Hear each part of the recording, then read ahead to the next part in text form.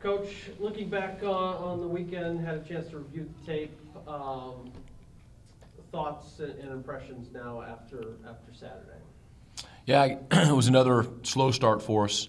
It was apparent right from the get-go that Army's game plan was to really be aggressive, throwing the ball on the very first play of the game, going for a two-point conversion on their first score, faking a punt.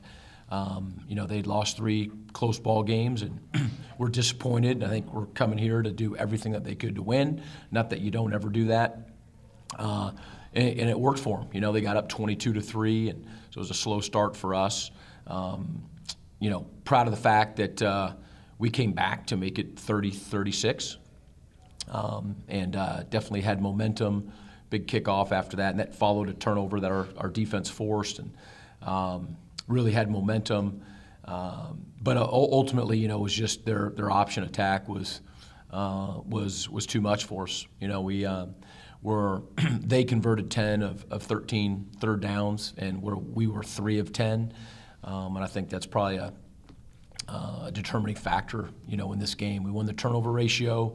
Other than the fake punt, we really played well on special teams. But their time of possession and converting on 3rd and 4th down just really made it difficult for us to win in the end. Guys didn't give up. 3 seconds left. We're still going down there and scoring.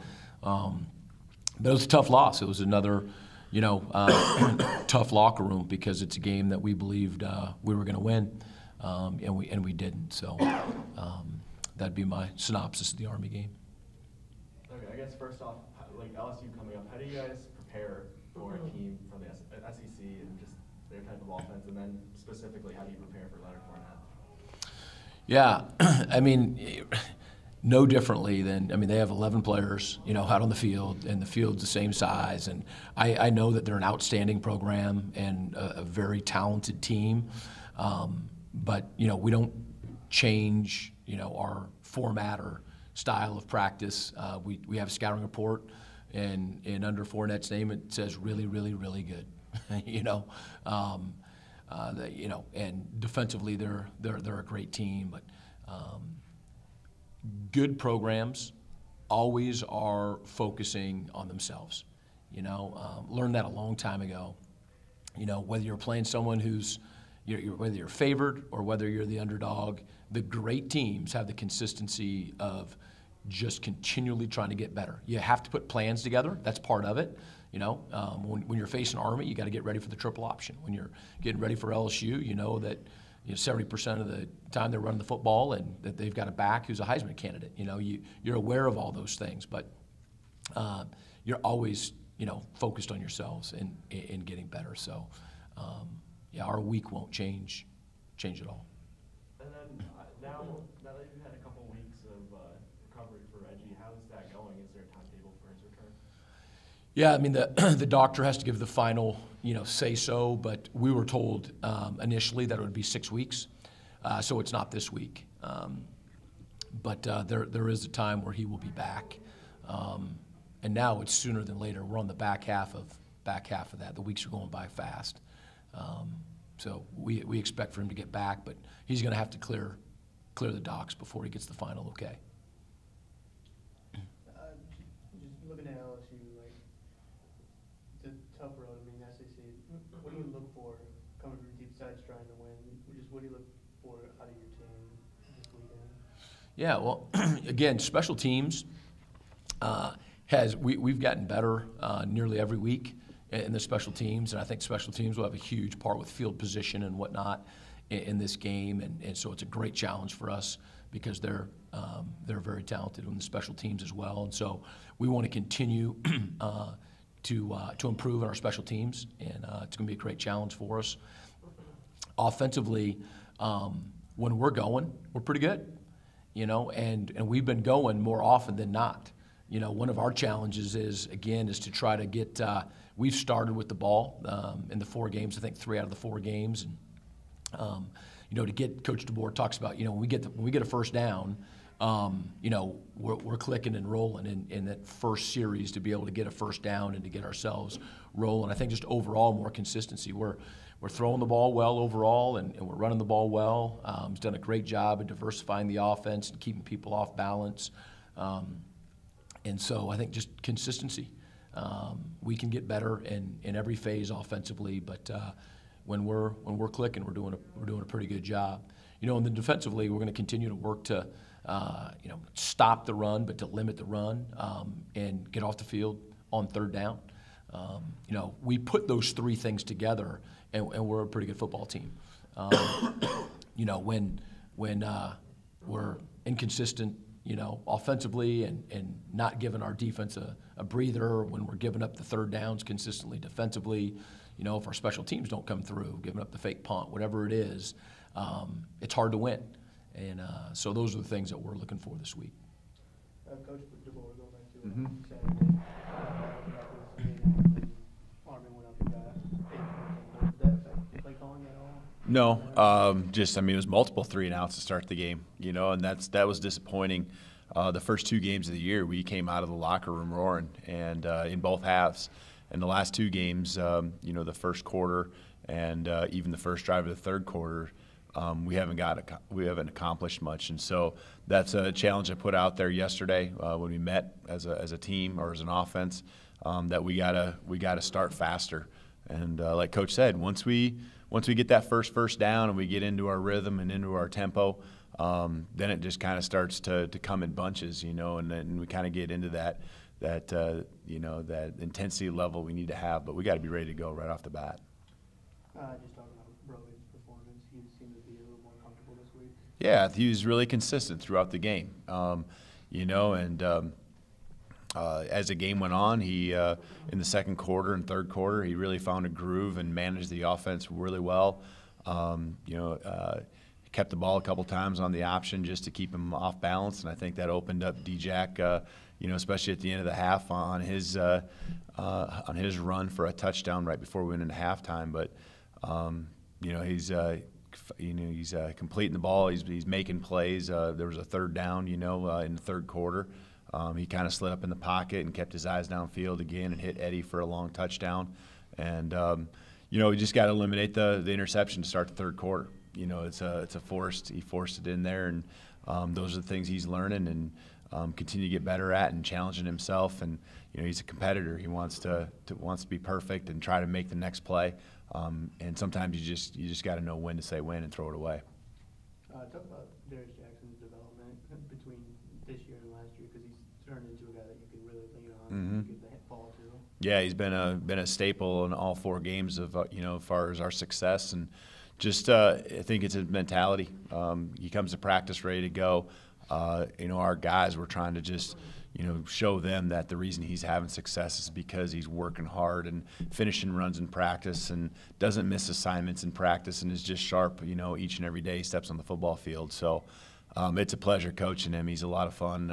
We used him in the pass game a little bit on some screens and got him out in some space again this last weekend. And he's just running with mentality. He finishes runs. There's been a lot of plays where he's been, inside the 5-yard line, and you can just see the aggressive nature he has right now, where he's running through those final tacklers and ending up in the end zone, actually standing up many times. And that's what we needed. We needed that physical mentality that he's bringing.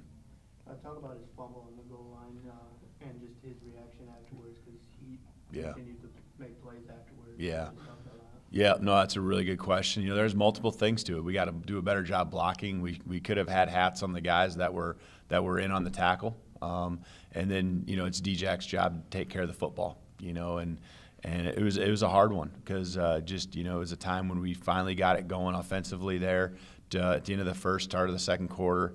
And you're feeling good about the rhythm we're in, and we're 1 yard away, and it looks like he's going in, and all of a sudden the ball's on the ground. Now, he got on the headphones with us, and you could just tell in his voice, though, that it wasn't something where he lost confidence in himself. It was something that just he wanted to get back out there and go do it again. And he didn't go sit on the bench and put a towel over his head and things like that. And we got him back out there, and he, like you said, he had a strong game, from there on out. And so, the turnover, ball security-wise, is something, we hadn't had happen since the first game. I think when Reggie took a sack, Otherwise, the ball really hasn't been on the ground through the first 4 games besides those 2. So, it's just something we can continue to place emphasis on, and, the drive's never over till it's in the end zone.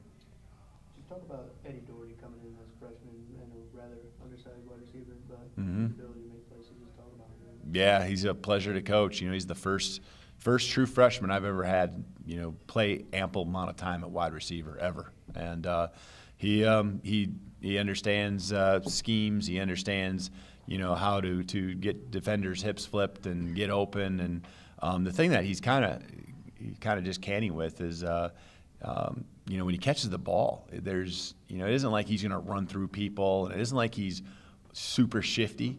But he understands how angles work, and he can make that little cut to where, guys just kind of slide off of him, and he'll fall ahead and get those yards after the catch. Now this is the second touchdown he's had where, Brogan scrambled, and he's just kind of found the dead spot in the defense, and, Brogan's found him. So he's done a great job for us, and, looking forward to having, a lot of games with him down the road.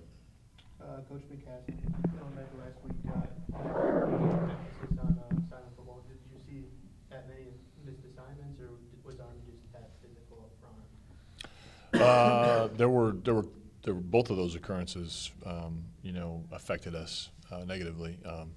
We played assignment football at times and did what we were supposed to do. But when a triple option team has success in one phase, such as, let's say, the dive, for example, then what happens, even though you're on your assignment, let's say you're the pitch player, and you're on your assignment, your eyes, although your body's moving with the pitch, your eyes may be looking at the dive because the dive's gotten you a few times. And so you may be on your assignment, but you're not completely doing your job.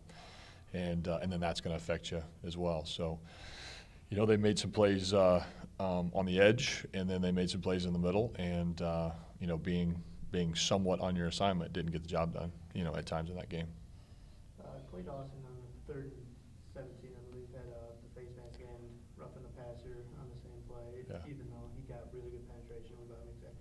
Just how do you tell a player when he is about to make a great play like that to hold it back a little bit and try to be as disciplined as possible?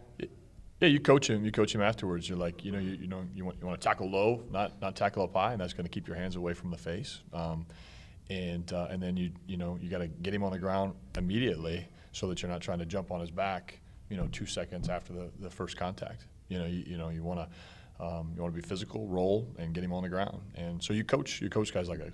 Clay was absolutely trying to make the best play possible. Very aggressive, had a great shot, and it would have been a great play on a 3rd and 17 to get a tackle for loss.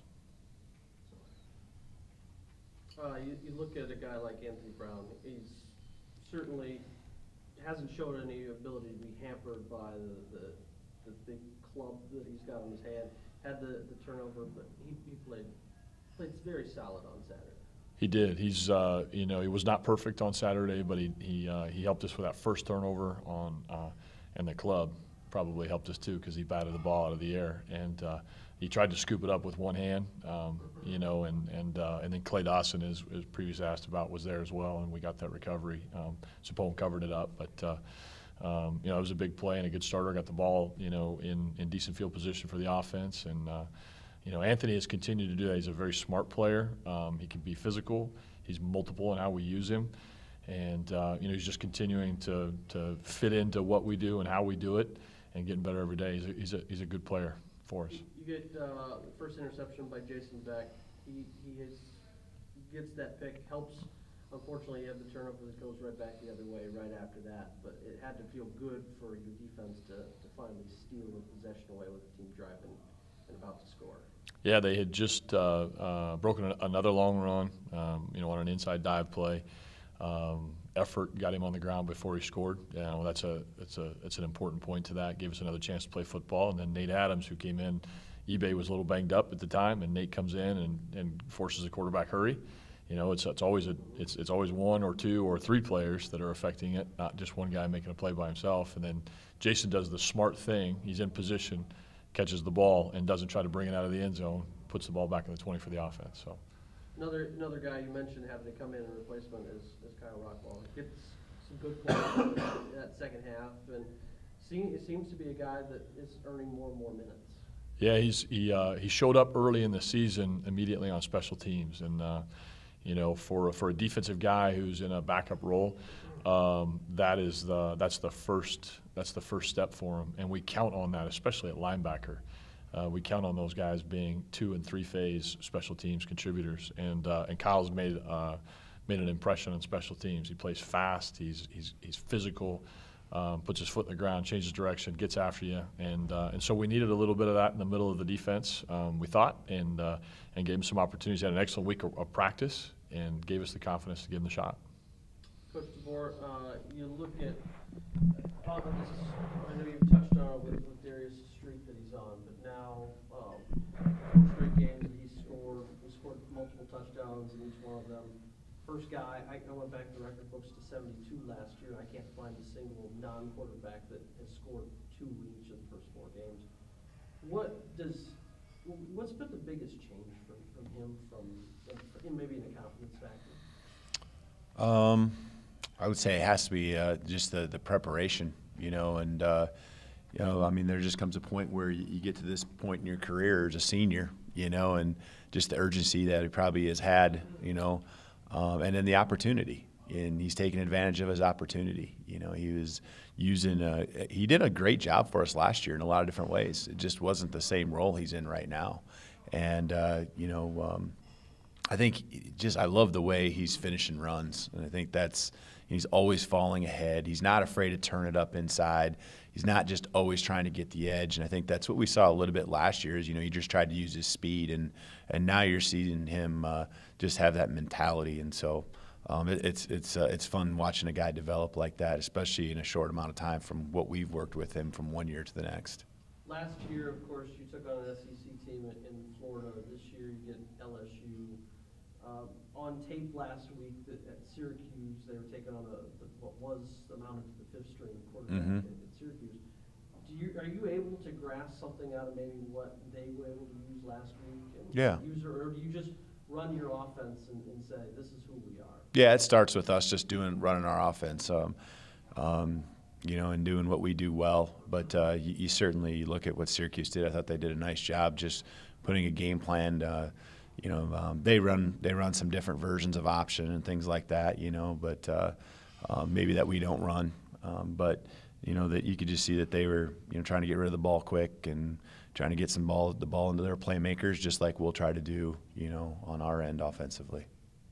Coach Creighton, they talk a lot when you go to an atmosphere like this, just on sound levels, and I know you've of course played in bigger venues, but how do you prepare a team to battle the noise that is expected come Saturday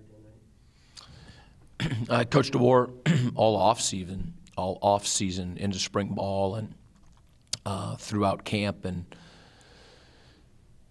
this season, you know, we have multiple cadences, and so we started, you know, preparing for it even last winter, to be honest with you. So we have multiple ways, you know, for a cadence. I think that's the main part of the communication that you have to shore up first. You know, we can huddle, but we signal defensively. You know, we have a communication system that you know, noise is not going to affect. It's really the cadence, and we have multiple ways of making sure the center knows when to snap the ball and when the cadence is going to be on. So, you know, we played at Florida last year and at Michigan State, and you know, there was some noise in those places as well. And so yeah, we realized that we're going to be dealing with that this week, but we've been preparing for it. In terms of just going up to an SEC opponent, you of course want to win, but is the other goal to try to make sure that you're just getting better and really also finding a way to maybe get everybody in there just to make sure you stay healthy as well? Yeah, I mean, you know, the goal on Saturdays, you know, on Saturdays is to win the game. You know, it doesn't matter who you're playing. You know, we absolutely are gonna go in there and do our best to win. But the way you win is by, being at your best, and not compromising that in any way. And so, the two go hand in hand. It's not like, okay, we don't really want to win. We're just going to, play and see how we do. It doesn't work that way. Nor can you say, yeah, we really want to win, but, you got to be at your best. You got to be sharp. And so it starts with us, but we'll have every intention of going in there and being our best. And, that's one of the things that we as a program are learning right now, and that is, how to win, how to finish off games. We've played in 4 games. We've won 1, and 3 of them have been, close. So we want to just keep moving forward as a team.